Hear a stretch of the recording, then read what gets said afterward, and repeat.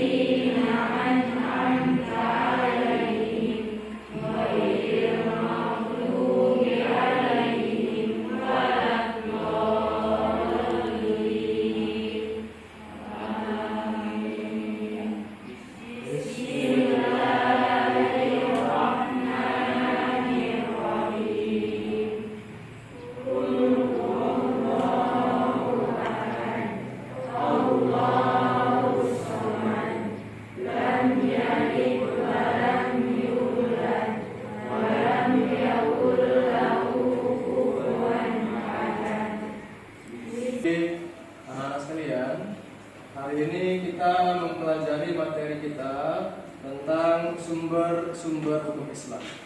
Ya. Jadi, adapun kompetensi inti dari materi kita ini, yang pertama adalah menghayati, mengamalkan ajaran agama yang dianut, menghayati dan mengamalkan perilaku jujur, mengamati, memahami, menerapkan dan menganalisis pengetahuan faktual, mengolah, menelaah dan menyaji dalam ranah konkret dan ranah abstrak. Kemudian ada kompetensi dasar, yakni meyakini Al-Quran, hadis dan ijtihad sebagai sumber hukum Islam, menunjukkan perilaku ikhlas dan taat beribadah sebagai implementasi pemahaman terhadap kedudukan Al-Quran, hadis dan ijtihad. Kemudian menganalisis kedudukan Al-Quran, hadis, dan ijtihad sebagai sumber hukum Islam, mendeskripsikan macam-macam sumber hukum Islam.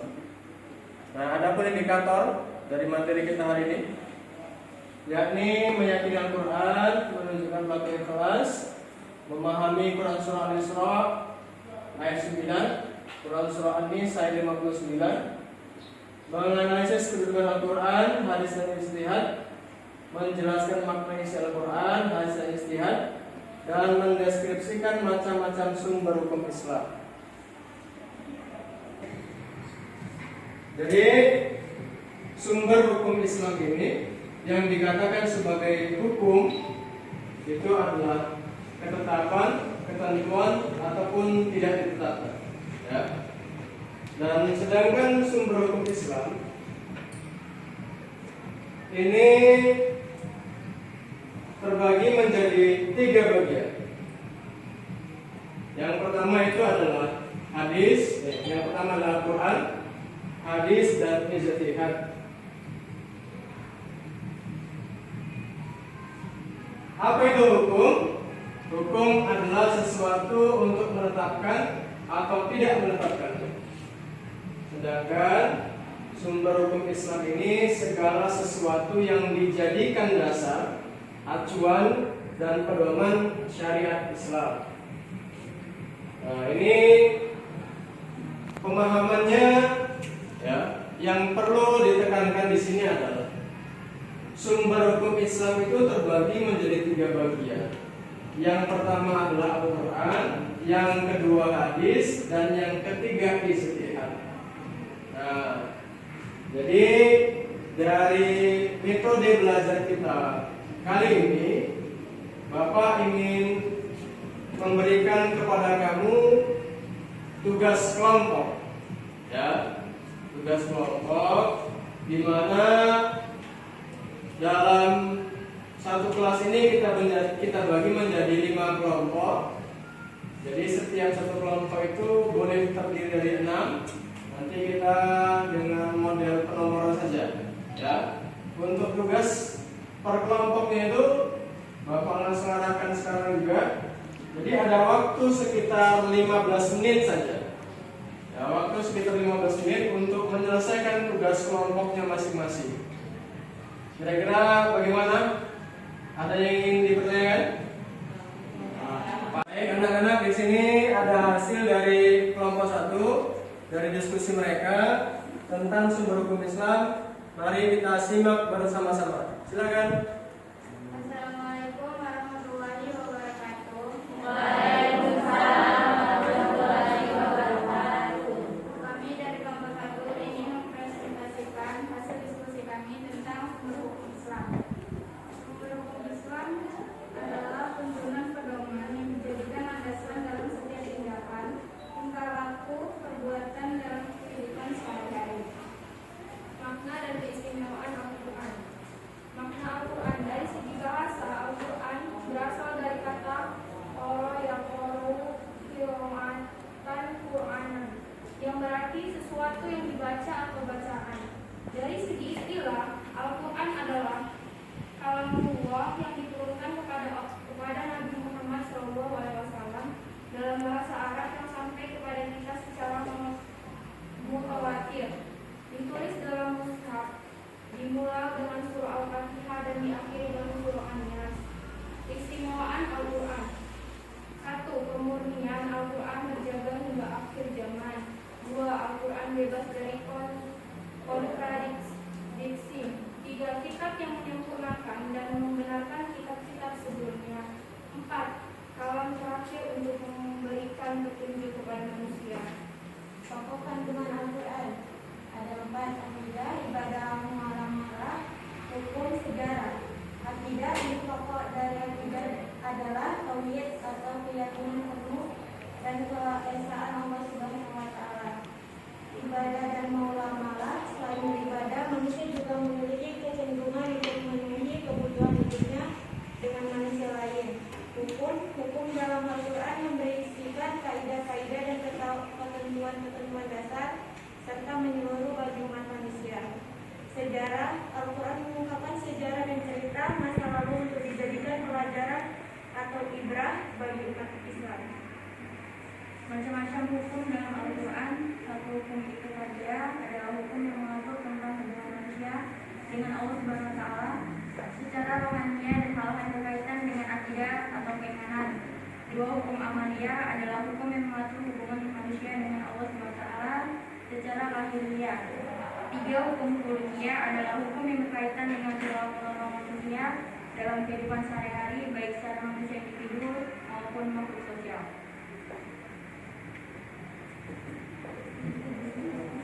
Sekian. Baik anak-anak, sekarang kita masuk ke pembahasan hasil dari kelompok 2. Silakan untuk kelompok 2 mempresentasikan hasil diskusinya. Assalamualaikum warahmatullahi wabarakatuh. Kami dari kelompok 2 ingin mempresentasikan tentang hadis. Jadi di pembahasan ini ada sebab-sebabnya. Yang pertama pengertian hadis, lalu kedudukan hadis, macam-macam hadis dan fungsi hadis terhadap Al-Quran. Hadis adalah seluruh perkataan, perbuatan dan hal ihwal tentang Nabi Muhammad SAW. Sedangkan menurut yang lainnya ialah segala sesuatu yang bersumber dari Nabi, baik yang berupa perkataan, perbuatan maupun ketetapannya. Kedudukan hadis. Hadis berkedudukan sebagai sumber atau dalil kedua setelah Al-Quran dan mempunyai kekuatan untuk ditaatin serta mengikat untuk semua umat Islam. Fungsi hadis yang utama adalah untuk menjelaskan Al-Quran.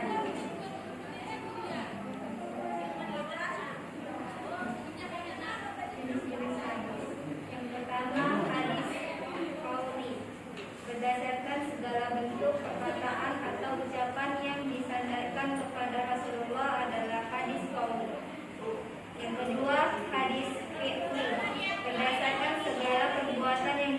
diajarkan kepada Rasulullah SAW adalah hadis fikih. Hadis takriri mengandung ketetapan Rasulullah SAW terhadap apa yang datang atau dilakukan oleh para sahabatnya. Yang keempat, hadis hamid. Hadis yang berupa keinginan atau hasrat Rasulullah SAW yang belum terrealisasikan. Yang kelima, hadis ahwali. Hadis yang menceritakan sifat dan kepribadian serta keadaan fisik Rasulullah SAW. Yang keenam, hadis qudsi. Sesuatu yang diberitakan Allah Subhanahu wa Ta'ala kepada Rasulullah SAW selain Al-Quran yang isinya disusun oleh Rasulullah SAW.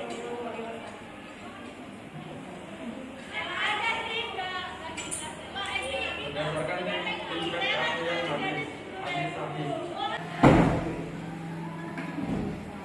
Dua, hadis bayan atau tafsir menafsirkan isi Al-Quran. Tiga, bayan memberikan pengertian hukum yang tidak ada di Al-Quran. Empat, bayan nasab atau mengganti ketentuan terdahulu. Sekian presentasi dari kelompok kami. Adakah yang ingin ditanyakan atau kurang jelas?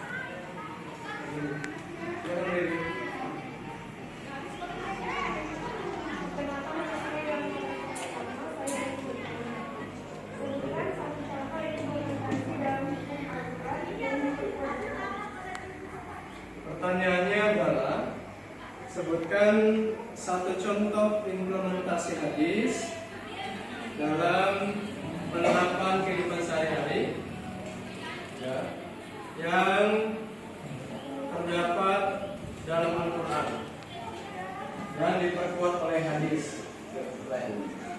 Silakan didiskusikan sejenak dan dijawab.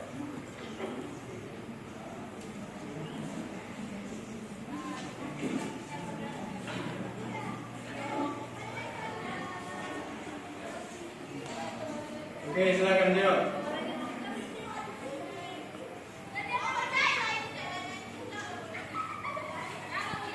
Baik, terima kasih kepada Dewan atas pertanyaan luar biasanya.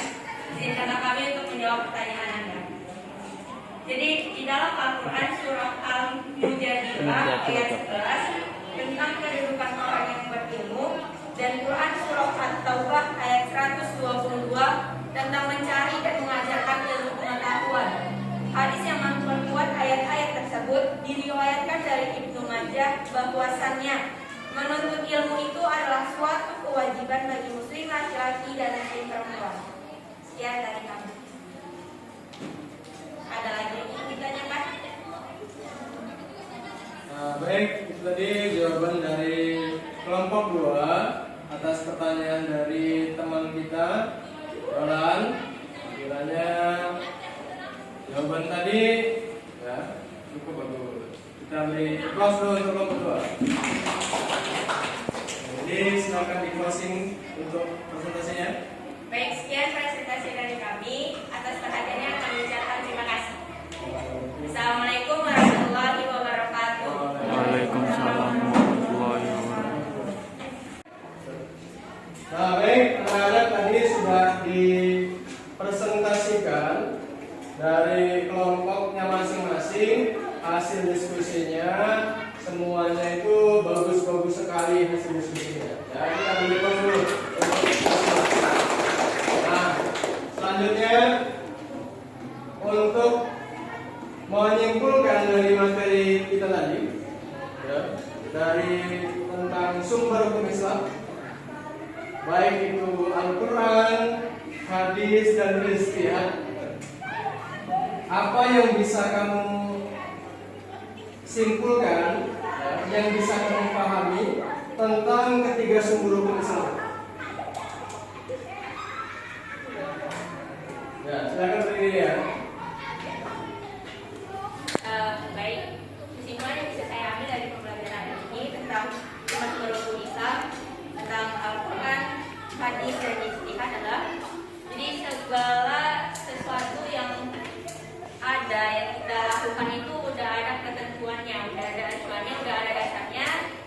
yang berasal dari sumber hukum Islam, yaitu dari Al-Quran, dari hadis, dan ijtihad. Jadi ketiga sumber hukum Islam ini saling melengkapi. Baik, terima kasih. Beri aplaus untuk ya. Nah, jadi sedikit ditambahkan bahwasanya dari semua aspek kehidupan kita, ya, tidak terlepas dari yang namanya ketentuan dan hukum. Islam sangat mengedepankan adanya hukum, ketentuan. Dari kita tidur dan bangun tidur kembali, ya, semuanya itu tidak terlepas dari yang namanya aturan. Sholat memakai aturan, ya. Ibadah puasa juga memakai aturan. Haji juga memakai aturan. Dalam bersosial, hablum minan nas itu juga memakai aturan, ya.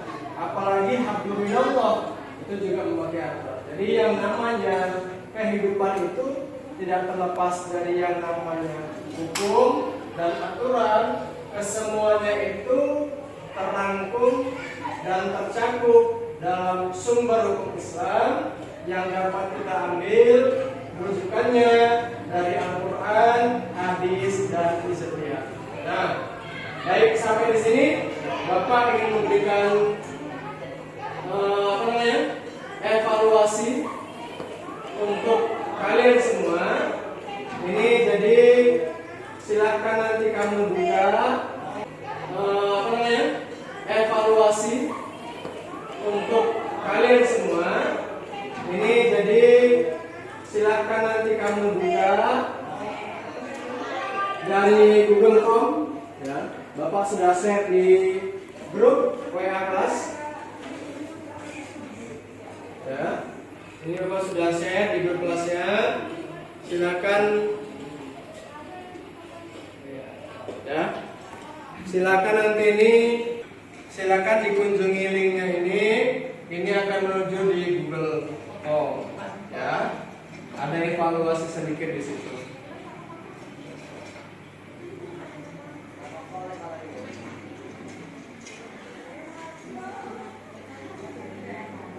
Gila ini. Baca ya. Ya. Kemudian untuk materi pembelajaran kita di minggu selanjutnya, nanti kita akan memperdalam lagi tentang materi dari sumber hukum Islam yang ketiga, yaitu ijtihad. Ya. Lalu di sini juga Bapak mengingatkan untuk seluruh peserta didik untuk selalu menjaga kesehatan, ya, dalam aktivitas sehari-hari atau menjaga protokol kesehatan, ya, dimanapun dan kapanpun kita berada. Kemudian Bapak juga mengingatkan kembali kepada seluruh peserta didik untuk senantiasa mengulang-ulang daripada bacaan Al-Qur'annya, ya. Rajin-rajin membaca Al-Quran supaya apa? Supaya lancar dan baik dalam membaca Al-Quran tersebut. Jadi dari pertemuan kita pada kali ini kita akhiri dengan ucapan hamdalah, alhamdulillah, rabbil alamin. Insyaallah minggu depan kita kembali lagi masuk aktivitas kita, mengulang kembali pelajaran kita, dan Bapak akhiri dengan ucapan billahi taufiq wal hidayah. Assalamualaikum